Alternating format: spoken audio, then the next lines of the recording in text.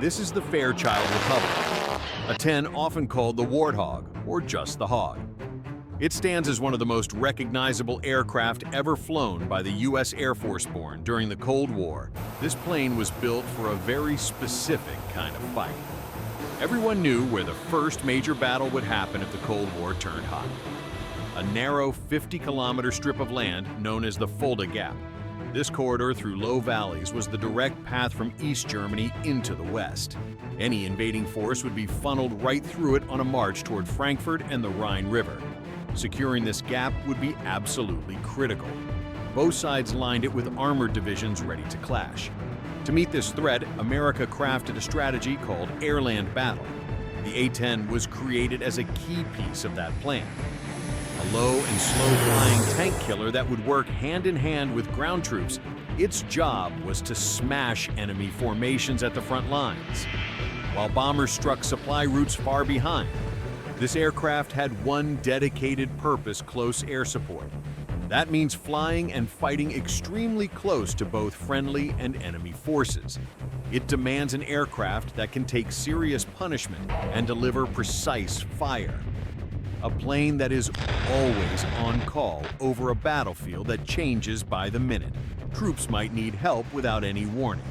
So the plane must be nearby and ready to launch from rough forward bases.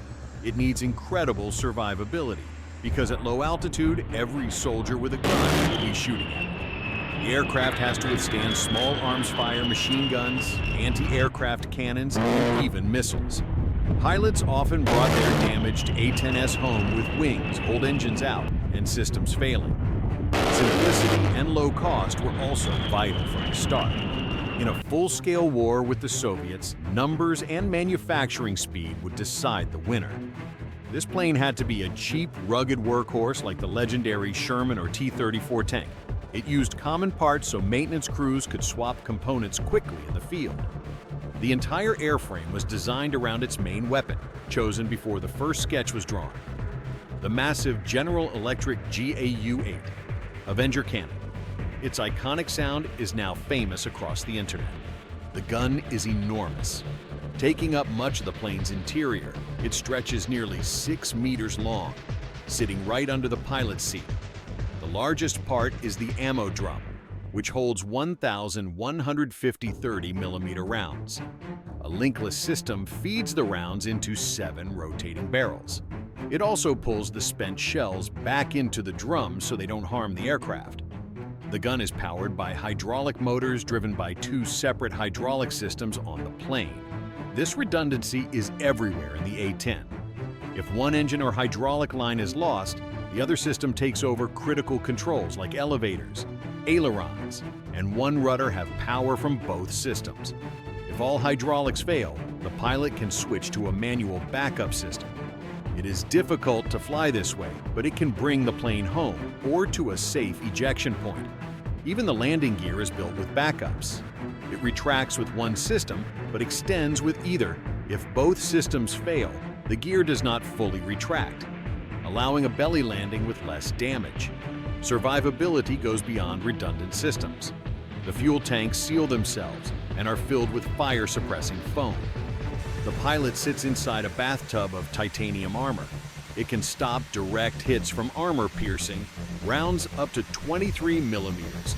The canopy is ballistic glass, protecting against shrapnel and small arms.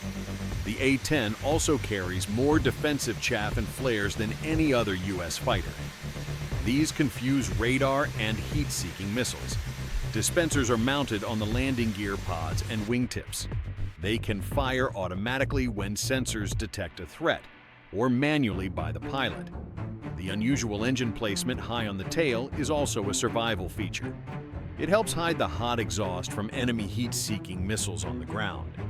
The twin-tail design provides great stability, like old World War II bombers. Stability is key for accurate shooting. The giant gun is mounted on the aircraft's centerline to minimize recoil effects. The recoil force is so strong, it almost matches the thrust of one engine. But since firing bursts are short, just 1 or 2 seconds, the plane stays on target. High-mounted engines also suck in less dirt and debris from rough dirt runways. Many design choices let the A-10 operate from remote, austere airstrips. Most small military jets do not have an auxiliary power unit, but the A-10 does with its exhaust visible between the engine nacelles. This lets the plane start its engines and run systems without ground equipment. One of the biggest challenges was the gun's powerful exhaust. An early model was lost when gun gases flamed out the engines. Engineers fixed this by adding a gas scoop under the barrels. They changed the propellant chemical mix to reduce smoke. This new mix dirtied the canopy, so they added a washer system. They also made the engine ignition fire continuously while the gun shoots. This relights the engine instantly if it stalls. The GAU-8 Avenger was built to destroy Soviet tanks. Its 30mm rounds are huge. Many are tipped with a dense core of depleted uranium. Uranium is incredibly heavy, denser than lead or iron. This density gives the round more punch to pierce armor.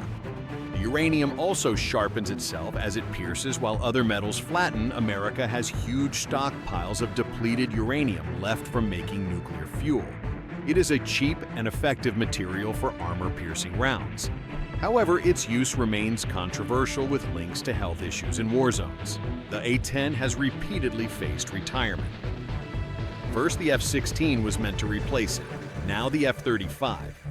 Both sides of the debate have good points. The F-16 can carry similar weapons, but loses its agility when fully loaded. It is a versatile multi-role fighter, while the A-10 does one job supremely well. The modern F-35 is designed for stealth and avoiding threats entirely. It carries weapons internally to stay hidden.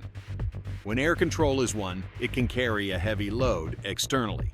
These planes come from different eras with different doctrines. Comparing them directly misses the point. The A-10 excelled in conflicts like Iraq and Afghanistan, where threats were less advanced. Much like the wars it was originally designed for, it survives today because it is unmatched for close support and very cheap to operate. For soldiers on the ground, the sight and sound of the A-10 is a powerful morale boost. It has forged a unique bond with the infantry it protects. Yet just as the A-10 was built for a future Cold War battle, the F-35 is built for tomorrow's high-threat battle space. In a future war, taking punches might not be enough. You must avoid being hit at all. Close air support has always evolved. In World War II, tactical air forces supported the D-Day landings. Aircraft range was a major problem. Within a day of the landings, 3 emergency airstrips were built on the Normandy beaches. These strips let Allied fighters stay overhead and stop German counterattacks. I explore these crucial logistics in an upcoming episode.